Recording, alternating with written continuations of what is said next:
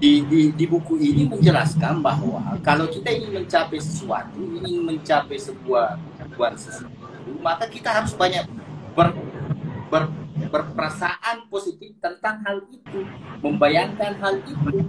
Iya, iya, iya, iya, iya, iya. Gagal pada titik itu, maka kita belum mampu melaksanakan suatu ikhlas untuk menuju ke situ. Itu kalau menurut buku ini.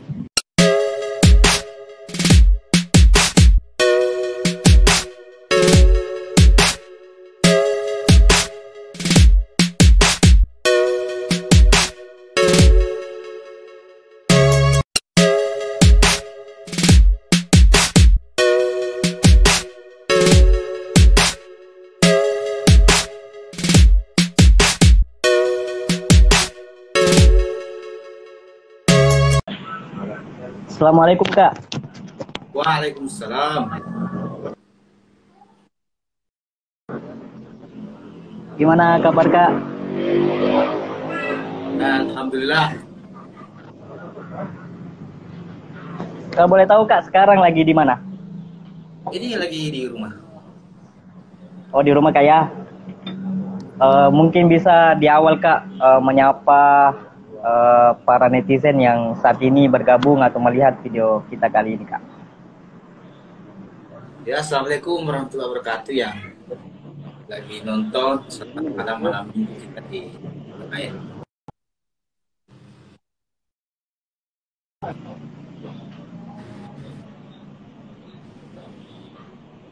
Anu Kak, kurang jelas tadi suaranya mungkin ini agak masalah jaringannya Kak.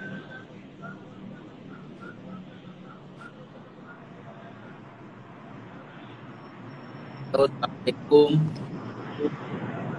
selamat malam ya, yang di lain ini tidak dapat ada suara saya. Baik Kak, buku Kuantum Ikhlas ini secara pribadinya Kakak Anda sendiri, maaf ya Kak, saya panggil Kakak aja ya Kak, sudah kali dibaca gitu Kak, buku Kuantum Ikhlas ini. Ya, terima kasih. Assalamualaikum warahmatullahi wabarakatuh. Selamat malam. Ini sebenarnya buku menarik. Iya Kak. Saya pertama bentuk pas cetakan pertama keluar tahun 2007 pas keluar, tapi pas tahun alam bukunya saya kasih ke adik. Kebetulan Iya Kak. itu waktu ada masalah, saya kasih, kemudian saya beli lagi dan itu sudah cetakan 2007. Saking berarti buku ini buat saya sampai saya beli ulang, walaupun sebenarnya sudah berkali-kali saya baca, tapi saya beli ulang lagi karena memang saya anggap buku ini dari semua buku yang saya punya memang ini yang agak-agak menarik karena jadi panduan buat saya. Ada hal-hal yang saya harus buka lagi, baca ulang. Jadi saya tidak baca amat, hanya bab-bab tertentu yang ketika saya butuhkan saya baca lagi. Makanya begitu. Kalau bacanya mungkin sudah sering, lebih seringnya hanya bab-bab tertentu. Ya, jadi pada saat ini Kak, buku itu masih kita baca pada saat-saat tertentu kayak. Ya. Nah berarti tadi saya dapat ulasan Kakak yang mengatakan bahwa buku ini pernah dikasih oleh adiknya Kakak, yang adiknya Kakak itu Kakak anggap sendiri punya masalah. Berarti buku ini memang bisa menjadi problem solving Kak ya, di tengah orang punya masalah gitu. Nah bisa mungkin diceritakan nih Kak, apa sih yang menariknya buku ini sehingga tatkala seseorang mendapatkan masalah Kakak merekomendasikan buku itu. Nah itu dia yang menarik Kak. Jadi saya review aja dulu sedikit sejarahnya. Saya tahun 2000 sampai 2000 itu saya kuliah S1 di saat kuliah S1 itu memang cenderung konsumsi buku saya itu kan Ya mungkin karena saya di basic di IP cenderung saya di logika, di pemikiran. Ya, cenderung saya banyak mengkonsumsi memang buku yang memaksa saya untuk selalu rasional apa dan sebagainya. Pasca saya kuliah, tantangan saya itu hari banyak sekali secara pribadi. Iya Kak. Untuk permintaan orang tua almarhum ibu itu waktu yang sangat berharap saya jadi ASN. Jadi saya jujur, ini permintaan orang tua yang mendesak saya menjadi ASN Kak. Jadi ASN. Iya siap. Berangkat dari masalah itu, saya ketemu buku ini. Yang drastis buku itu adalah mindset saya, cara pandang saya melihat. Bayangkan kalau beberapa tahun saya konsumsi logis, filsafat. Iya Kak. Dengan buku ini yang meminta saya untuk menggunakan hati saya, menggunakan di luar nalar saya, walaupun sebenarnya menariknya ini bukan. Dulu kan sempat tren itu ketika bukunya Ari Ginanjar, Emotional Spiritual Action, itu kan sempat tahun 2000-an itu awal, itu tren itu buku, tapi saya belum kena itu, belum bisa aplikasikan itu buku. Nanti di Quantum Healers ini, saya betul-betul bisa mengaplikasikan beberapa hal-hal teknis yang diajarkan agama, itu bisa saya terapkan dengan mudah. Berangkat dari situ, itu sebenarnya sejarahnya saya baca dan saya bisa mewujudkan permintaan orang tua saya jadi ASN itu waktu. Itu berarti kan sebenarnya transisinya saya itu waktu ketika saya cenderung rasional dan logis, filsafat, kemudian saya bertransformasi masuk ke kajian yang sifatnya ritual dan jiwa saya. Memang paham. Buku ini makanya saya bilang buku ini membentuk mindset saya, cara pandang saya, paradigma saya tentang kehidupan, tentang bagaimana hidup saya di 20-an lebih waktu pas saya anak. Itu sejarah awalnya mengenal buku ini, walaupun sebenarnya sederhana. Berarti memang secara teknis penulis buku ini Kak, dia memang mengkaji secara teknis bagaimana kita sebagai manusia itu bisa ikhlas gitu ya Kak. Ini kan yang pasti dari banyaknya buku bertebaran tentang transformasi jiwa, tentang motivasi, tentang spiritual, banyak sebenarnya berseliweran. Tapi yang menarik buku ini, kalau kita lihat judulnya kan Quantum Healers, teknologi aktivasi kekuatan hati. Menariknya buku ini kita dilengkapi dengan sebuah CD untuk didengarkan langsung. Yang pasti kan sederhananya Quantum Healers ini dia sampai membimbing kita, mengarahkan kita, mendampingi kita ke hal-hal yang sangat teknis, karena dia sebenarnya menjelaskan, penulis ini kan R.B. Sentanu. Mungkin kalau teman-teman sudah ada baca ini buku R.B. Sentanu, kita baru baca saja beliau ini diponis, R.B. Sentanu ini diponis mandul oleh dokter sekitar 8 tahun. Bahkan sudah tidak punya sperma, jadi dia sudah tidak bisa punya anak. Itu ponisnya dokter oleh dia, tapi dia mampu membuktikan bahwa upayakun sesuatu yang logis semua jadi. Beliau itulah yang dia tulis jadi buku ini, jadi Quantum Healers ini.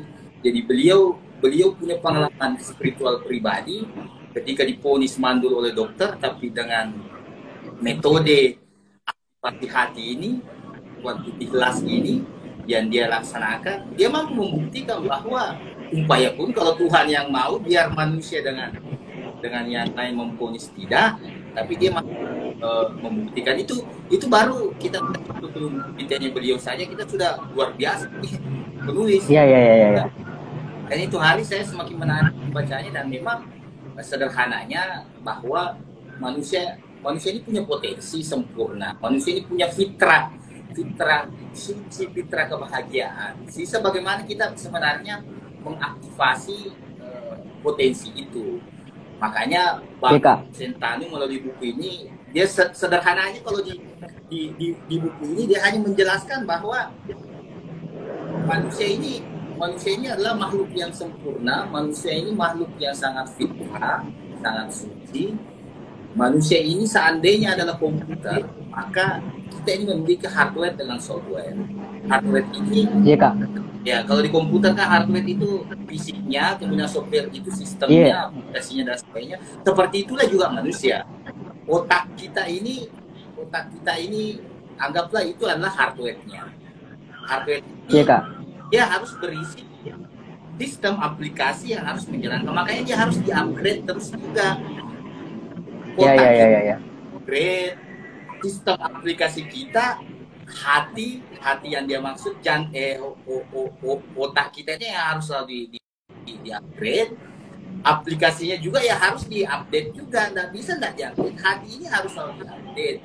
Makanya istilahnya beliau itu the power of positive feeling. Bahwa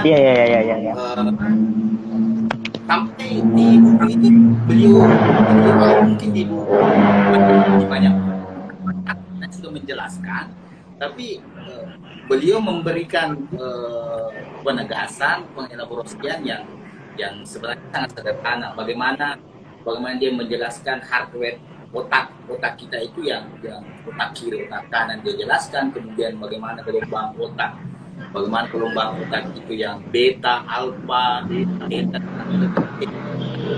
Dia menunjukkan pada titik alfa, pada titik gelombang. Itulah sebenarnya di situ kita membutuhkan, disitulah kita harus masuk di gelombang alfa supaya kita bisa khusyuk dan ikhlas.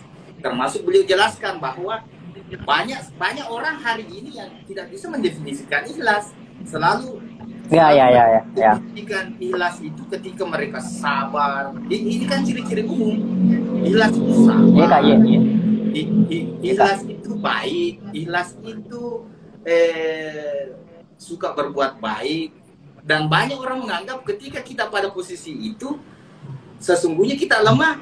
Padahal menurut Bang Irbe tadi, sesungguhnya ketika kita mampu sabar, ketika kita mampu berbuat baik, ketika kita mampu hal-hal yang positif terus dilakukan orang lain, pada titik itulah ketika kita mampu pada titik ikhlas, disitulah sebenarnya hal besar, sebenarnya perjuangan besar yang kita lakukan.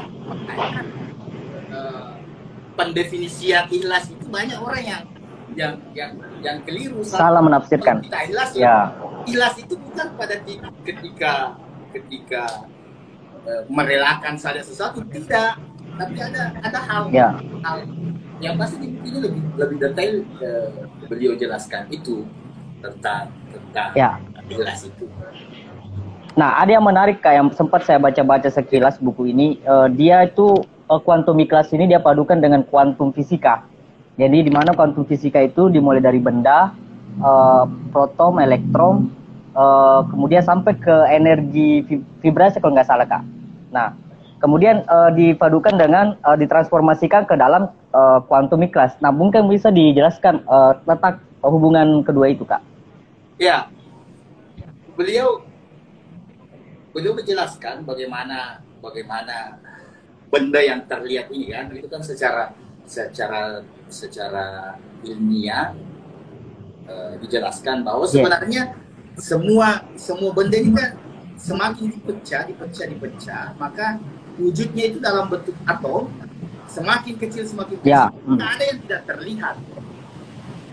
Hujan.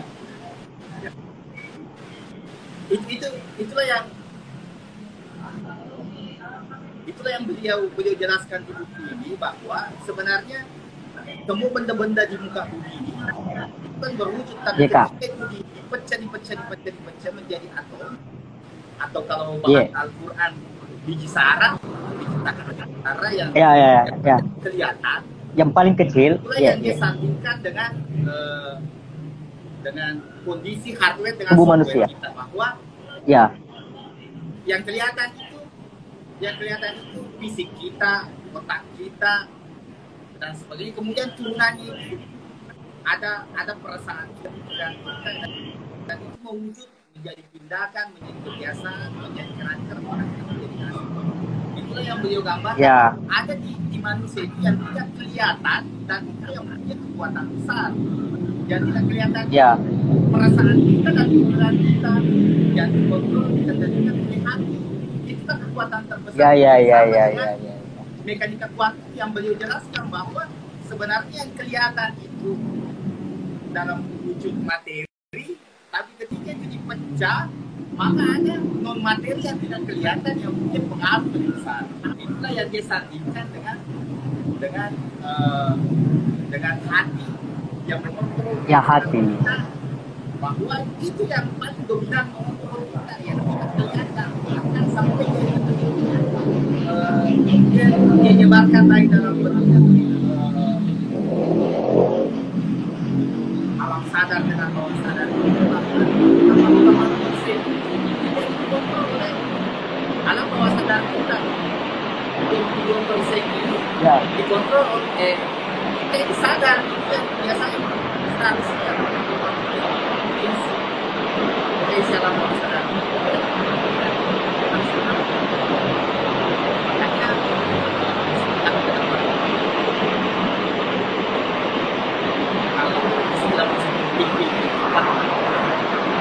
Ada tempat-tempat pimpinan, tapi kalau kita masuk ke daerah positif, perasaan positif, ada apa yang paling sering Anda rasakan ketika Anda memikirkannya.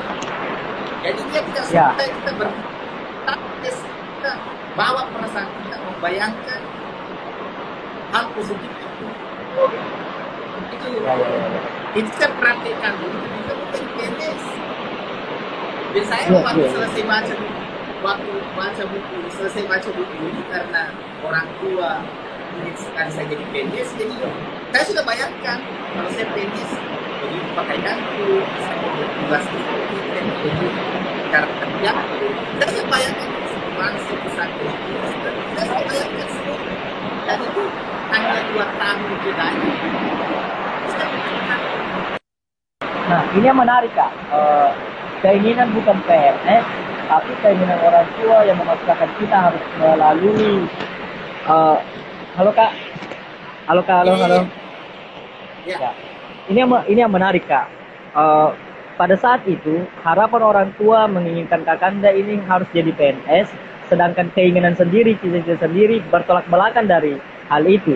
Nah, otomatis itu akan menjadi dinamika dalam pikiran dan perasaan Kakanda sendiri secara makhluk individu yang menyikapi fenomena itu. Nah, terapinya di sini, Kak, cara terapinya yang ditawarkan oleh penulis dalam buku ini mungkin bisa dijelaskan, Kak? Secara teknis, kayak. Ya, yang pasti kan sederhananya kan ini kan sebenarnya kuantum ikhlas ini juga berjabat tangan doa dengan perasaan kita, maka Tuhan lah ya terlibat di situ. Itu yang beliau jelaskan. Bukan di buku ini yang memberi pencerahan tentang konflik saya dengan orang tua waktu itu. Ada buku lain yang menjelaskan saya bahwa salah satu pukulannya adalah orang tua. Bukan di kuantum ikhlas dan Tuhan yang memberi pencerahan.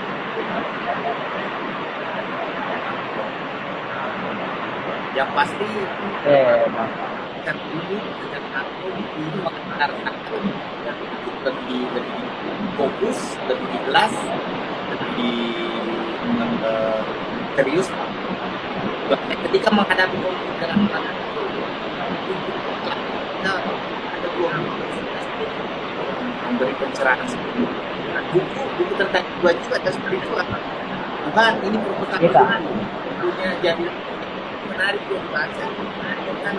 Punya buku Santoso, tujuh keajaiban rezeki. Di buku itu salah satu menjelaskan bahwa orang tua. Waktu saya tidak mulai berkonflik dengan orang tua. Saya sadar bahwa saya butuh waktu kerja tidak pernah buka pintu langit melalui orang tua. Biasa. Tapi menjadi ASN ini Kak memang sudah menjadi salah satu doa yang kita utarakan, dan itu yang kita yakini bahwa ya kekuatan doa ketika menggeluti kan awalnya belum kayak ASN dulu, kayak pasti honor dulu mengabdi. Nah itu kan prosesnya panjang baru bisa jadi ASN Kak. Nah apakah memang dalam proses pencapaian Kak Anda sebagai ASN ini ada seripa doa memang di dalamnya Kak? Iya. Ini kan saya kawinkan ketika orang tua minta saya harus jadi ASN, maka pada saat itu saya sadar diri bahwa saya harus mengikuti passion saya, dan memang saya juga ada minat, makanya semua doa-doa saya hanya arah pintu langit melalui doa orang. Akhirnya kombinasi itu sebenarnya yang mempercepat proses itu, karena selain saya diarahkan untuk ikhlas, kemudian otomatis kalau semua doa-doa saya kan terfokus ke situ dan dipercepat dengan proses pintu langit tadi orang tua. Siap. Dengan apa yang ada saya biarkan itu begitu. Siap. Dan memang sudah. Nah ada yang menarik ini Kak. Ya sudah, saya sudah di titik ikhlas waktu itu memang bahwa sudah saya mau seperti ini. Iya siap. Nah ada salah satu netizen yang bertanya ini Kak, pemilik akun dari Andi Tendri Ajeng. Ini Kakak Andi Tendri Ajeng. Dia memberikan pertanyaan gini Kak, bagaimana konteks ikhlas menangis karena kehilangan gitu? Mungkin bisa dijelaskan itu Kak? Ya. Secara umum di buku ini menjelaskan bahwa yang dimaksud dengan atau niatnya seseorang berjabat tangan melakukan kolaborasi, maka alam semesta ini melalui Tuhan akan mengabulkan permintaan kita. Jadi pada titik bagaimana ikhlas terkait kehilangan itu manusiawi. Yang namanya sedih, yang namanya perasaan itu semua orang akan mengalami, dan itu manusia. Pada titik yang dimaksud oleh representasi ini, pada titik bagaimana kita memang itu kan itu kan sunatullah, itu kehilangan, bahwa semua pasti akan semua yang itu kan berpasang-pasangan, dan itu sunatullah. Pada titik bagaimana kita ikhlas menghadapi itu, maka kita harus tahu memang bahwa pada titik itu memang sudah sunatullah, itu sudah bahkan ada bab yang menjelaskan bagaimana law of attraction. Iya. Alam ini dia jelaskan, itu yang dia sebut dengan kuanta vibrasi, itu bagaimana alam mengabulkan apa yang ada di perasaan dan pikiran. Jadi pada kehilangan, jangan larut pada begitu, tapi kita sudah bulas. Semakin teman larut dengan rasa itu, maka rasa itulah yang akan menjadi kenyataan. Maka larut dengan hal, apalagi itu sudah sunatullah. Misalkan kehilangan keluarga, kehilangan orang tua itu sudah sunatullah. Artinya harus move on pada membangun perasaan yang lebih positif lagi. Jangan hanya di situ, karena kalau hanya di situ maka itu yang akan membuat kenyataan di hidup kita dan larut dalam kejadian itu. Jadi tidak ada istilah bahwa kita kehilangan, bukan. Pada titik itu kita sadar dan tahu alam bawah sadar ya, kita menerima bahwa sunatullah itu akan kita hadapi. Ada. Ya. Nah, itu kalau konteksnya ikhlas dalam kehilangan, Kak. Bagaimana ketika konteksnya ikhlas dalam kegagalan? Nah, banyak nih ya, Kak ya. Sebelum gagal, mereka optimis bahwa mereka bercita-cita tinggi, bahwa mereka yakin bahwa apa yang hari ini dia cita-citakan, impikan itu dia bisa raih. Nah, dalam konteks mengalami fakta yang ada, ternyata dia gagal melakukan hal itu. Nah, bangkit dari kegagalan itu, mencoba ikhlas menerima kegagalan itu, Kak, bisa mungkin menurut perspektifnya Kak Kanda melalui buku ini bisa dijelaskan, Kak? Kalau menurut buku Kuantum Ikhlas, kita bukan pada posisi ikhlas. Jangan istilah ikhlas itu kita katakan makanya ikhlas itu bukan sinonimnya bahwa kita rela, kita terima. Ya, menerima. Dimaksud ikhlas kalau menurut ya. Bukan itu. Tapi ikhlas ini kan kumpulan kebaikan, kumpulan kesabaran, kumpulan kebaikan dan hal-hal lain menyatu, dan pada titik itu penyerahan kepada Tuhan itulah titik biar Tuhan nanti yang selesaikan, dan alam semesta ini yang menyelesaikan itu. Makanya pada titik kegagalan itu berarti kita belum ikhlas pada proses untuk mencapai tujuan itu. Makanya tadi saya bilang di buku ini menjelaskan bahwa kalau kita ingin mencapai sesuatu, ingin mencapai sebuah sesuatu, maka kita harus banyak berperasaan positif tentang hal itu, membayangkan hal itu. Gagal pada titik itu, maka kita belum mampu melaksanakan kuantum ikhlas untuk menuju ke situ. Itu kalau menurut buku ini belum, karena sesungguhnya ikhlas itu ketika kita mampu mewujudkan apa yang kita rasakan dan kita impikan itu. Makanya tadi saya bilang kenapa saya berani mengklaim buku ini betul-betul mampu mementori saya, karena saya itu tadi saya cerita menjadi ASN itu panduan buku ini. Bahkan menemukan istri saya sampaikan itu panduannya buku ini. Jadi gitu kayak istri saya begini, istri saya begini. Saya bayangkan memang kalau jalan dengan istri saya begini, setiap sujud saya, setiap rukuk saya, setiap menyembah saya itu kan larinya ke situ semua. Perasaan saya sudah bentuk bahwa begini modelnya nanti kalau saya sudah punya istri apa. Dan itu jadi kenyataan. Alam semesta kan menarik semua. Kalau istilahnya representan bahkan yang lain itu alam semesta ini tidak tahu mau baik mau buruk, apapun yang kau pikirkan dan rasakan itu yang dia tarik.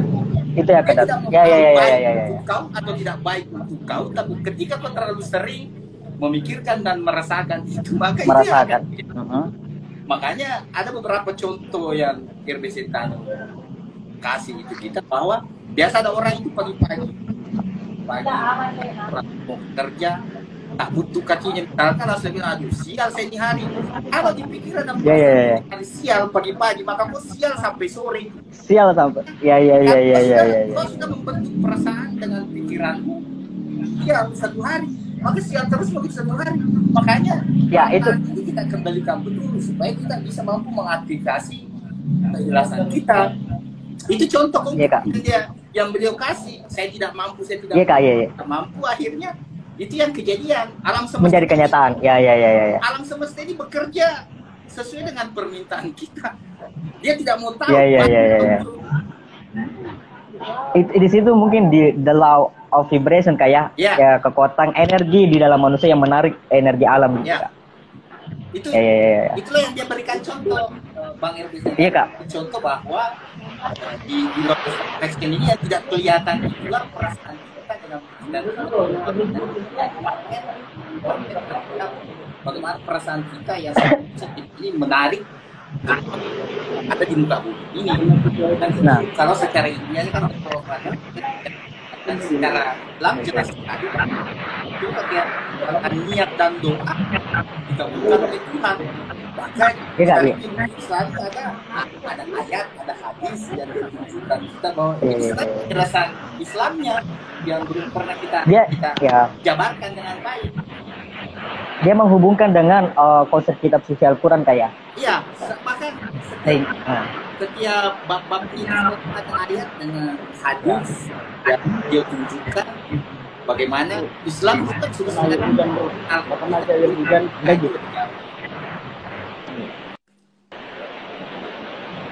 selanjutnya Kak, terkait buku ini, apakah buku ini memang masih relevan dengan era digital saat ini Kak?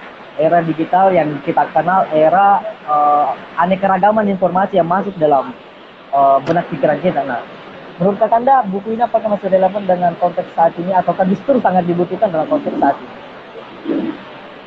Kalau saya tadi dari 10 tahun ini saya terus, saya masih biasa juga.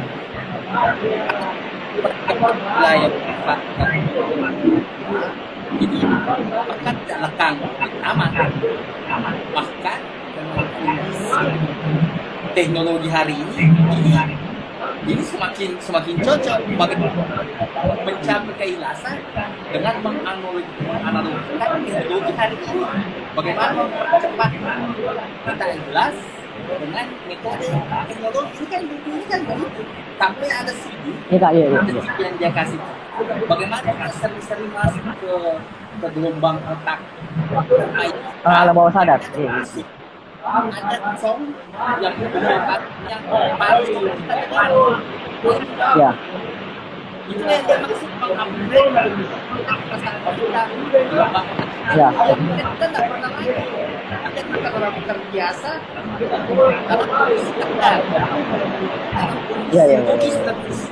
Kita jarang mengupgrade software perasaan kita, hati kita, supaya bisa gampang ikhlas.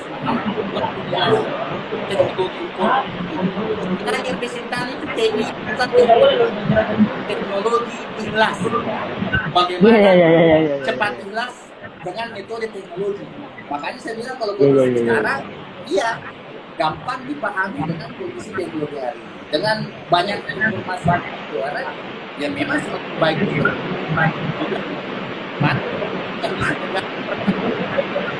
Makanya kalau di desa di Facebook saya, tidak sembarang saya foto saya yang bisa mengganggu mindset dan perasaan saya. Jadi buku ini bisa menjadi terapi jiwa Kak ya? Terapi jiwa dalam kehidupan sehari-hari Kak. Ya, menarik. Kalau boleh tahu Kak, memang membaca buku ini sejak awal membaca buku itu, suka membaca buku gitu. Iya. Kenapa? Putus-putus tadi. Ini Kak, maaf.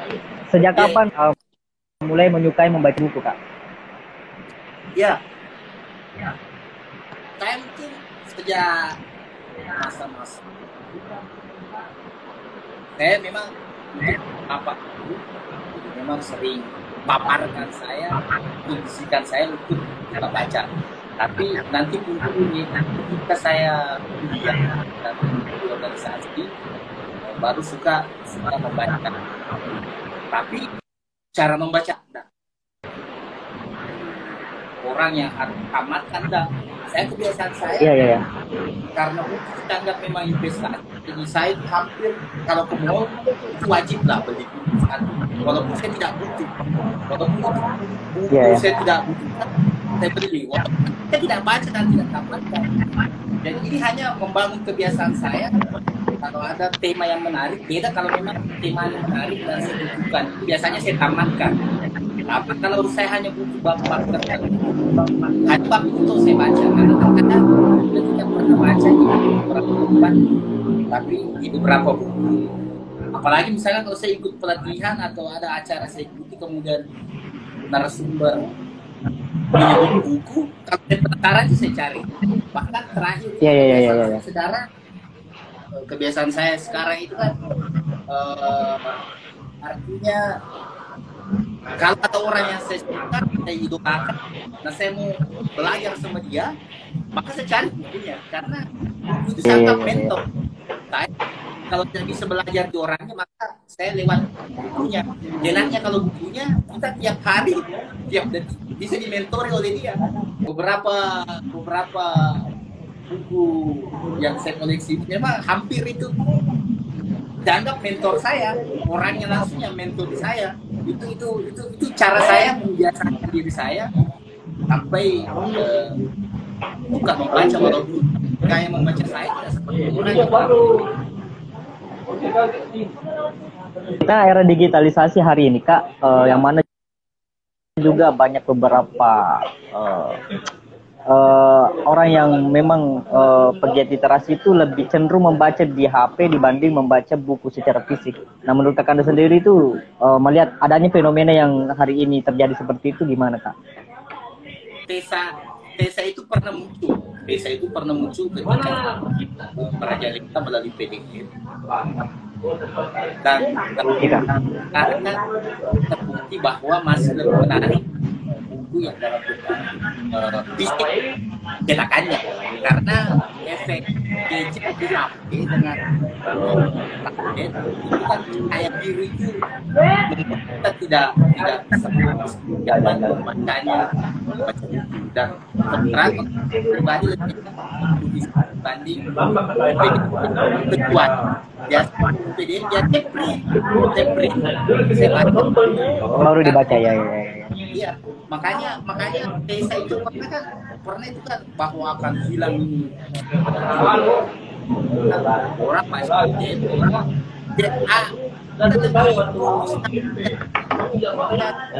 fisiknya. Makanya saya lebih suka dibanding baca dalam bentuk digital, karena efek cahaya biru di gadget itu kan membuat kita jadi membaca, kecuali ada alat baru yang e-reader kayak lain. Itu memang kalau itu saya belum pernah coba, tapi itu lebih bagus. Cuma buku Indonesia belum tersedia lebih banyak di e-reader itu. Ya. Membaca lebih bagus. Nah, jikalau ada beberapa statement nih kayak asumsi, kadang mereka membaca tapi susah memahami isi buku itu. Nah, akhirnya membacanya itu sudah moodnya nggak ada gitu Kak. Nah, menurut Kak Anda melihat fenomena seperti itu sehingga nggak jadi membaca karena susah memahami bukunya, itu seperti gimana Kak? Kalau gaya saya tadi yang saya bilang, yang pertama merupakan masalah dan kebutuhan. Jadi saya tidak beli judul-judul. Ya. Itu ya memang bukan berangkat dari kebutuhan saya. Misalnya ada tema A, tema B yang menjadi masalah sekarang, maka saya akan cari yang memang menjadi kebutuhan saya dan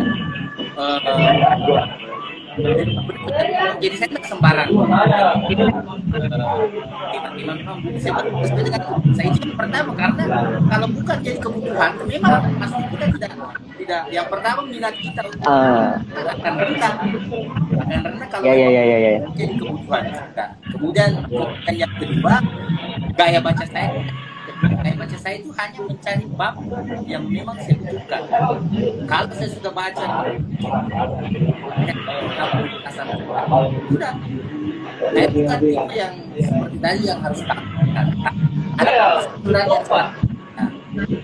Untuk yang belum terbiasa itu memang harus dipaksa. Ini hanya persoalan kebiasaan. Sebenarnya satu lembar saja per hari dan kebiasaan misalkan itu akan jadi kebiasaan. Kalau yang susah memang kalau bangun kebiasaan, karena membaca ini kebiasaan. Kalau kita tidak mulai dari hal-hal kecil membiasakan, kita akan jadi mayoritas kita itu kan itu dibaca juga atau apa akhirnya kebiasaan yang terbentuk. Buku baru saya ini sekarang ini benar atau iya Kak, betul. Bagaimana siap bagaimana kebiasaan ini harus dibentuk memang karena kalau menurut Irbisintan dari perasaan kita, dari pikiran kita, dari perasaan kita yang menjadi kebiasaan inilah iya, Kak. kebiasaan berulang-ulang. Ya, siap.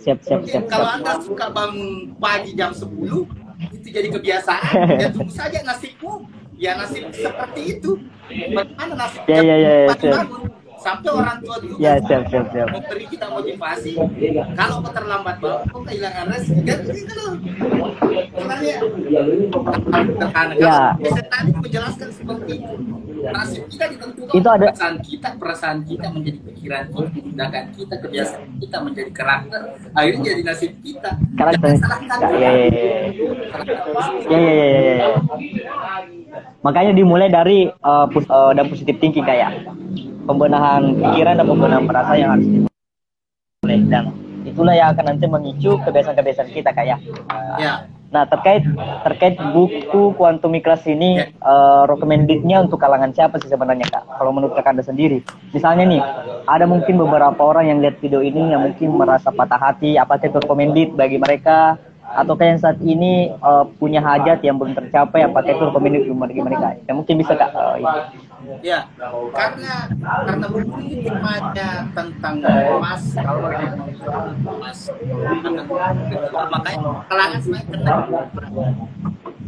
tidak mengenal bahwa Anda umur berapa tahun, Anda sudah tua atau apa, semua yang penting umur remaja, bahkan remaja itu karena progresi awal. Dibanding ketika kita sudah 40-an, itu adalah telat kita mengaktifasi hati kita. Kalau saya remaja yang beranjak di awal itu, tapi kalau saya sih semua karena temanya memang cocok dan transformasi jiwa, bahkan spiritual di dalamnya memang lebih cepat umur kita di remaja baru. Fondasi kita akan lebih cepat, bagus untuk teman-teman yang remaja lah. Jangan terlambat, bukan nanti ada masalah bahwa kau gagal dalam apa. Tapi kalau berangkat masalah itu, bukunya akan selesaikan. Berarti buku ini bisa oleh mentor buku ini, apalagi itu cuma 4 tahun. Kan tadi saya bilang mendapatkan istri saya melalui mentor buku ini saya. Melalui buku ini. Saya dapat istri 2 tahun. Ya. Jadi istri yang positif dan yang bikin positif dan positif thinking itu sudah menjadi realitas kayak. Ya. Siap. Selanjutnya, Kak, mungkin bisa menjadi pesan apa ya gini? Apakah buku ini, Kak, gaya bahasanya penulis itu menyampaikannya dengan bahasa sederhana, nggak banyak bahasa ilmiah kan? Kadang kalau masyarakat awam yang nggak paham bahasa ilmiah ini susah memahami, Kak. Gimana gaya bahasanya dalam buku itu, Kak, menurutnya Kakak sendiri? Buku ini sangat sederhana dalam penyampaian bahasanya, gampang dipaham, bahasa ilmiahnya tidak terlalu banyak. Kalaupun ada, selalu memberi sinoptik dan analogi yang gampang kita paham. Bahkan kalau ada istilah itu pasti ada dalam kehidupan sehari-hari kita diberikan contoh, makanya gampang kita paham.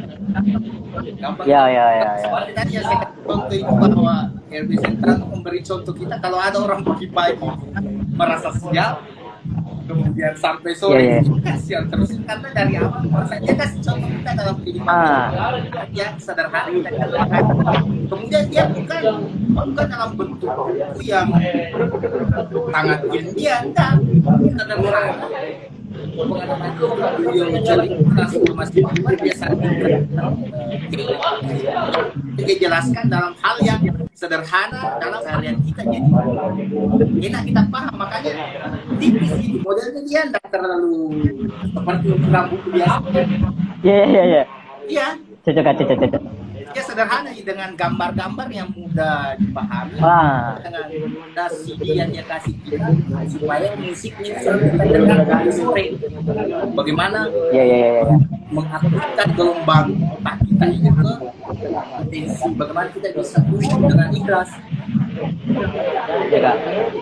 Menurut dari hasil tadabburinya kakak mengenai buku yang ditulis oleh penulis, pesan yang dicoba penulis sampaikan itu gimana kak? Ya, sederhana saja kalau yang disampaikan beliau sebenarnya pesannya melalui buku ini bahwa waktu ikhlas ini adalah teknologi aktivasi kekuatan hati. Bagaimana hati itu dia tunjuk sebagai perpaduan otak dengan jantung.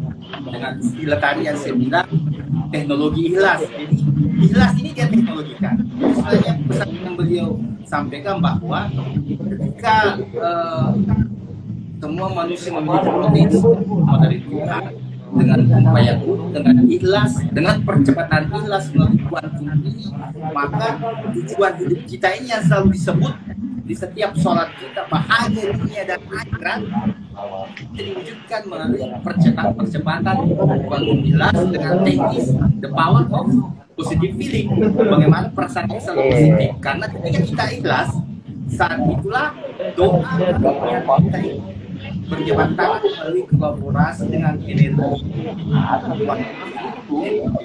alam semesta ini, karena di situ bekerja.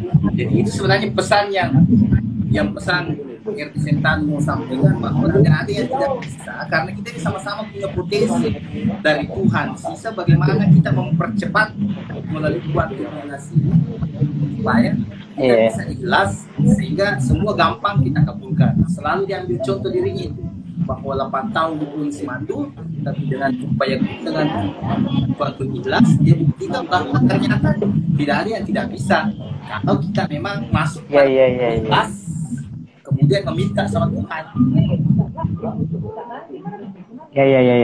Berarti ikhlas itu kondisi di mana kita mencoba mengoptimalkan perasaan dan pikiran kita, bahwa sesuatu yang mungkin sudah diponis dalam kasat matanya manusia A, tapi bisa berubah jadi B. Iya. Seperti yang dialami oleh RB Sentai. Iya, itu itu dari teori kuantum itu, bahwa ada kekuatan yang tidak kelihatan yang lebih dominan. Siap Kak. Yang kelihatan ini ya statement manusia, pandangan mata manusia, pendengaran. Tapi ada kekuatan kuantum di balik itu yang lebih dominan. Siap Kak, siap. Nah, terakhir Kak, yang menjadi closing statement dalam diskusi kita pada malam ini, sekaligus mengakhiri diskusi kita pada malam ini Kak. Ya, saya untuk teman-teman yang masuk bergabung, sederhananya kalau saya, buku itu selalu saya anggap investasi. Makanya saya agak seke itu kalau orang mau pinjam buku saya, karena saya anggap buku itu investasi. Terkadang stoknya sudah tidak dicetak. Karena selain investasi, itu tadi juga yang saya bilang, bahwa buku itu saya anggap mentor saya. Karena terkadang saya mau belajar di seseorang, tapi karena misalkan orang itu di luar negeri atau orang itu di Jakarta, kan tidak mungkin. Kalau waktu ini ada pelatihannya memang bahkan sampai ke tenis.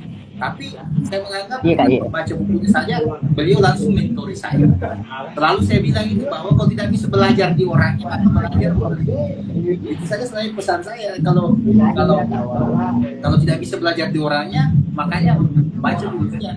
Karena terus terang beberapa buku itu yang betul-betul mampu merubah hidup saya, merubah mindset saya, cara pandang saya terhadap kehidupan ini, terutama kehidupan dunia dan akhirat yang selalu kita sebut sebagai doa pemungkas di setiap sholat kita, tapi tidak pernah itu dijawantahkan ke hal-hal fikih. Dalam bentuk bahagia di dunia, kalau kita tidak pernah fokus ke situ saja. Buku itu investasi, buku itu mentor. Sudah, kalau Soekarno bilang, siap. Kalau Anda tidak usah Soekarno, di sini juga kuantum ikhlas itu kalau mau kita ciptakan perasaan suka membaca, ya perbanyak buku di perpustakaan. Bagaimana caranya perasaan kita mau suka membaca kalau memang koleksi buku juga tidak ada? Makanya saya koleksi buku saya sudah ratusan, walaupun tidak semua saya baca, tapi ini kan membangun perasaan saya karena saya itu hobi membaca, suka membaca ya. Nambah pengetahuan itu kan membangun perasaan, Pak. Beda kalau ada di perpustakaan tidak. Bagaimana mau perasaan suka membaca kalau tidak ada perpustakaan? Itu saja, tidak ada buku. Itu kan sederhana saja.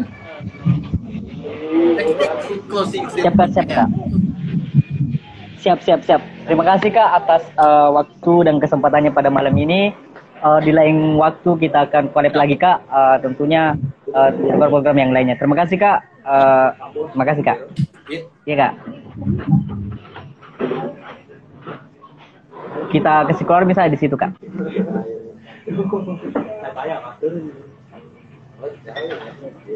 Oke, baik teman-teman, itulah tadi hasil diskusi saya bareng Kak Albah. Beliau merupakan saat ini berprofesi sebagai ASN dan menjabat sebagai pengurus KAHMI wilayah Provinsi Sulawesi Selatan. Dan di sela-sela santainya beliau itu memang hobi membaca, dan di ruangannya itu, di rumah itu memang dia punya perpustakaan pribadi. Menarik dari apa yang disampaikan beliau dari closing statement-nya. Closing statement beliau bisa saya konekkan dengan kata-kata dari Mbak Najwa Shihab. Kata Mbak Najwa Shihab, cuma perlu satu buku untuk jatuh cinta pada membaca. Cari buku itu dan mari jatuh cinta. Saya Hamka, pamit undur diri. Wassalamualaikum warahmatullahi wabarakatuh.